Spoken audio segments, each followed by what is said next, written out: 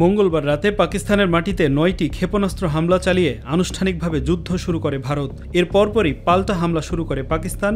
চিরবৈরী দুই দেশের এই যুদ্ধাবস্থা ও উত্তেজনা কোনোমতেই থামছে না। ভারত ও পাকিস্তানের মধ্যে উদ্ভূত সামরিক উত্তেজনার সরাসরি প্রভাব পড়েছে বাংলাদেশের পুঁজিবাজারে। এছাড়া ভারত ও পাকিস্তানের পুঁজিবাজারেও তীব্র অস্থিরতা দেখা দিয়েছে, লেনদেন কমেছে উল্লেখযোগ্য হারে।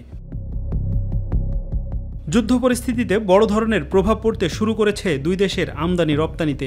ভৌগোলিক ও ঐতিহাসিক প্রেক্ষাপটে যুদ্ধের প্রভাব পড়তে শুরু করেছে বাংলাদেশেও। এমন পরিস্থিতিতে বাংলাদেশকে নিরপেক্ষ অবস্থান ধরে রেখে সঠিক অর্থনৈতিক পরিকল্পনা নেওয়ার আহ্বান জানিয়েছেন বিশ্লেষকরা। ভারত পাকিস্তানের বাইরে গিয়ে আমদানি রপ্তানির নতুন বাজার খোঁজার পরামর্শ দিয়েছেন তারা। পারমাণবিক শক্তিধর প্রতিবেশী যখন নাকি একটা বৈরী একটা পরিস্থিতির মধ্যে চলে যায় এবং যুদ্ধাবস্থায় চলে যায়, তখন তো আমাদের মতো দেশের উপরে তার একটা প্রভাব পড়বেই। প্রথম কথা সেটা হলো যে এর ফলে যে একটা অনিশ্চয়তার সৃষ্টি হয়, সেটা অর্থনীতির জন্য এটা ইতিবাচক না। আমাদের যারা ব্যবসা বাণিজ্য করেন এবং যারা বিনিয়োগে আগ্রহী আমাদের এখানে, তারাও কিন্তু এইসব অনিশ্চয়তাগুলো বিবেচনায় নেবেন। বিকল্প কোনো উৎস থেকে আনতে হয় কিনা সেটা সম্বন্ধেও তারা বাজার অনুসন্ধান করতে পারেন।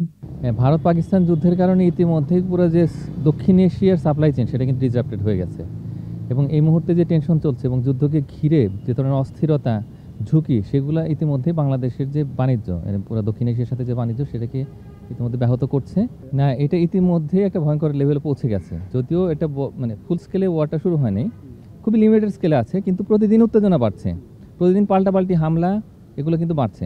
তো যার ফলে একটা আতঙ্ক তৈরি হয়ে গেছে, এবং সারা পৃথিবীর যে এয়ারলাইন্স কোম্পানিগুলো আছে, জাহাজগুলো আছে, সমুদ্রপথের যে বাণিজ্য, সেগুলো কিন্তু ইতিমধ্যেই তাদের রুটগুলো পরিবর্তন করছে। এখন এই জায়গায় আমি মনে করি যে এই শর্ট টার্মে কিছু অন্তত সোর্সিং বাইরে থেকে করতে হবে, বিশেষ করে আমাদের পার্শ্ববর্তী দেশ যে চীন আছে। ডক্টর মাহফুজ কবির মনে করেন, যুদ্ধের ফলে দেশ দুটির বিনিয়োগ বাংলাদেশে আসার সম্ভাবনা রয়েছে, যদিও এখনই এমন সম্ভাবনা দেখছেন না ডক্টর মুস্তাফিজুর রহমান। আমি মনে করি যে এটা একটা সুযোগ তৈরি হয়েছে বাংলাদেশের জন্য।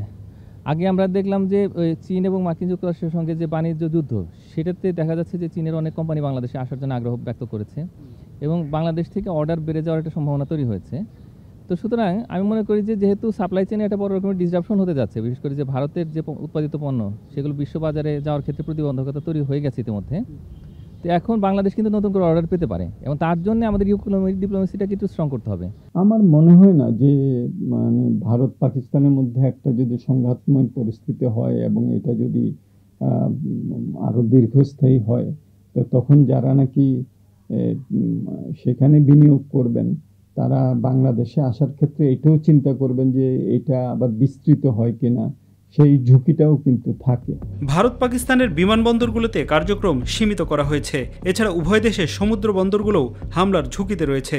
যুদ্ধের সময়কাল ও পরিধি বড় আকার ধারণ করলে তা বাংলাদেশের অর্থনীতির ওপর সরাসরি প্রভাব ফেলবে। এতে দীর্ঘমেয়াদে সংকটে পড়বে দেশের অর্থনীতি। আমাদের প্রতিরক্ষার প্রস্তুতি রাখি, এবং এর পাশাপাশি আমরা যদি বাণিজ্যের বৈচিত্র্যকরণ করি, তাহলে সেই ক্ষেত্রে আমরা হয়তো কিছুটা সুরক্ষিত থাকতে পারবো। আফজাল হোসেন, মাই টিভি, ঢাকা। তারা যে অতিরিক্ত ভাড়া চার্জ করে